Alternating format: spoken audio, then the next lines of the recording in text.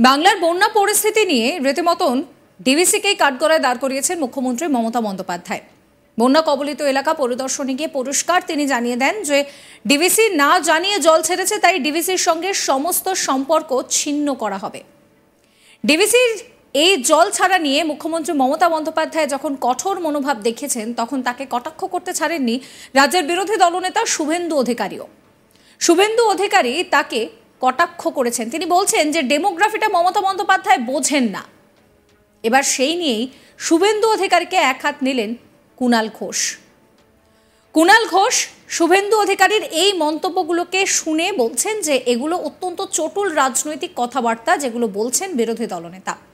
মাননীয় মুখ্যমন্ত্রী যে কারণে ডিভিসিকে কড়া বার্তা দিয়েছেন সেটা বাংলার মানুষ বুঝতে পেরেছেন, তাই বিষয়টা মমতা বন্দ্যোপাধ্যায়ের ওপরেই ছাড়া উচিত। তার মতে রাজ্যের মানুষের স্বার্থহানি হয় এমন কোনো কাজ মুখ্যমন্ত্রী করবেন না, বরং রাজ্যের স্বার্থহানি হয় সেটা কেন্দ্রের বিজেপি সরকার এবং ডিভিসি করে যাচ্ছে।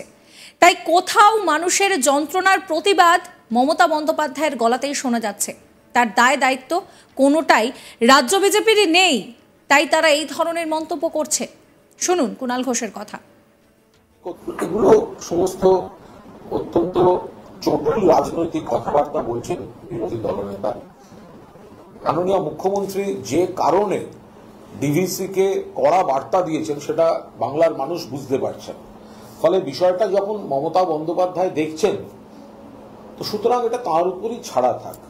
তো তিনি কি করবেন, রাজ্য সরকার কি করবে, কোন রকম রাজ্যের মানুষের স্বার্থ হানি হয় এমন কোনো কাজ তো মমতা বন্দ্যোপাধ্যায় করবেন না, বরং রাজ্যের স্বার্থ হানি হয় তেমন কাজ কেন্দ্রের বিজেপি সরকার এবং কেন্দ্র নিয়ন্ত্রিত এই ডিভিসি কর্তৃপক্ষ করে যাচ্ছে।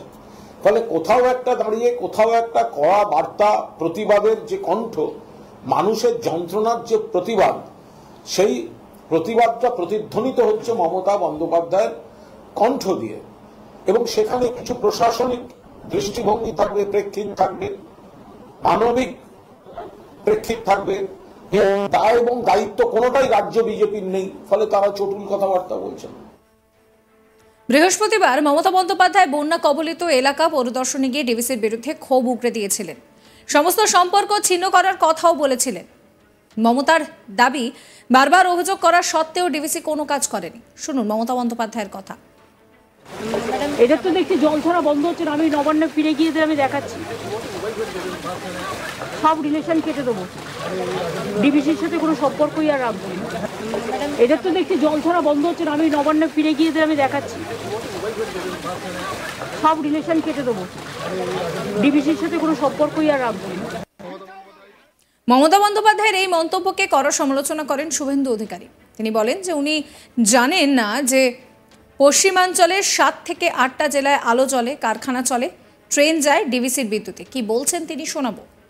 উনি কালকে বলেছেন না ডিভিসির সঙ্গে কাট আপ করে দিতে। উনি কি জানেন যে পশ্চিমবাংলার পশ্চিমাঞ্চলের 7 থেকে 8টি জেলায় আলো জ্বলে, কারখানা চলে, ট্রেন যায় ডিভিসির বিদ্যুতে?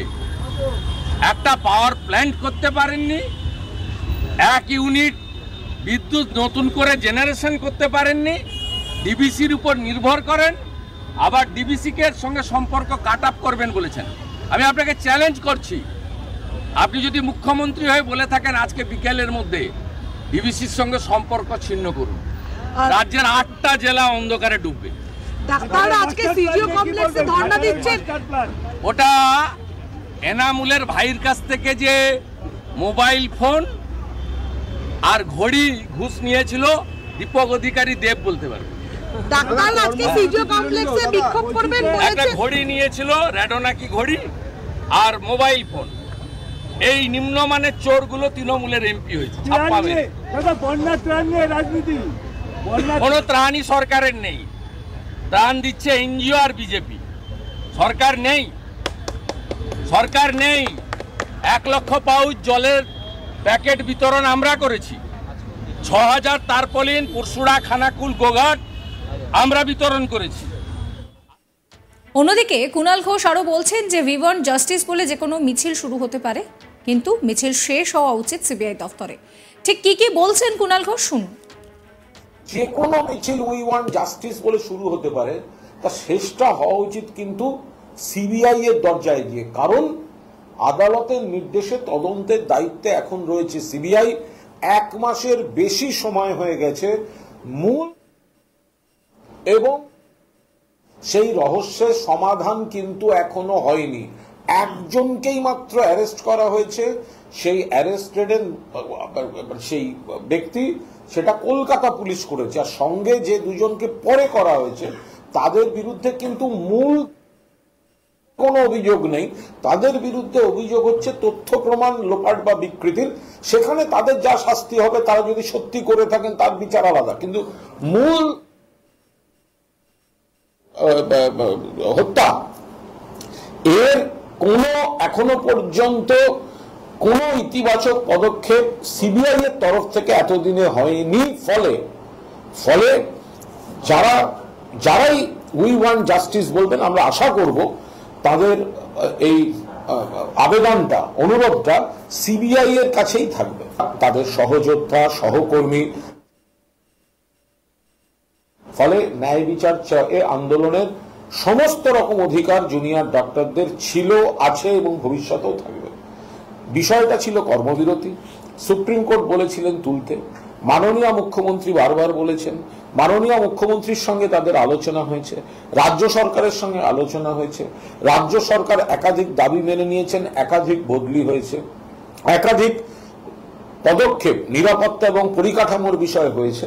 ফলে মাননীয় মুখ্যমন্ত্রী বারবার অনুরোধ করেছিলেন, অভিষেক বন্দ্যোপাধ্যায় বারবার অনুরোধ করেছেন যে সাধারণ মানুষ, গরিব মানুষের সরকারি চিকিৎসা ব্যবস্থায় চিকিৎসা পরিষেবা অব্যাহত রাখতে তারা কর্মবিরতি প্রত্যাহার করুন। তারা এখন যে সিদ্ধান্ত নিয়েছেন, মানুষ যাতে সুবিধা হয়, চিকিৎসা পরিষেবা অব্যাহত থাকে, এটুকুই তো সবাই চান। যদি কেউ সত্যি থ্রেট করে থাকে তাহলে নিশ্চিতভাবে তার সমালোচিত হওয়া এবং তার জন্য শাস্তি বরাদ্দ, এটা তো হবেই। যদি কেউ কোনো ক্ষমতার অপব্যবহার করে থাকেন তাহলে নিশ্চিতভাবেই তাকে তার পরিণতিরও অপেক্ষা করতে হবে এবং পরিণতিও ফেস করতে হবে।